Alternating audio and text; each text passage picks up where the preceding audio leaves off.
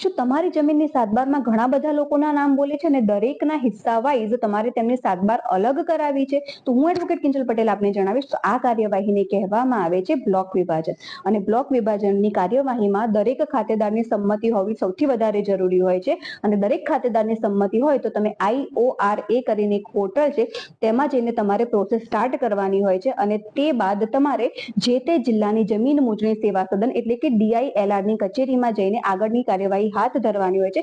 તેમાં માપણી અને ઘણી બધી આગળની કાર્યવાહીઓ કરવામાં આવે છે અને ત્યારબાદ હુકમ થાય છે અને હુકમના આધારે કાચી નોંધ પડે છે અને પછી કાચી નોંધ પ્રમાણિત થયા બાદ સાતબારો બધાની અલગ થઈ જાય છે. પણ જો કોઈ પણ ખાતેદારની સંમતિ ન હોય તો તમારે જે તે તાલુકાની કોર્ટ હોય તેમાં જઈને પાર્ટીશનનો દાવો કરવો પડે છે અને કોર્ટ નક્કી કરે છે હિસ્સો અને હિસ્સા પ્રમાણે એક હુકમ કરવામાં આવે છે અને હુકમ કર્યા બાદ દરેકની સાતબાર અલગ થઈ જાય છે. જમીન અને મિલકતને લગતી કોઈ પણ તકલીફ હોય તો તમે વિના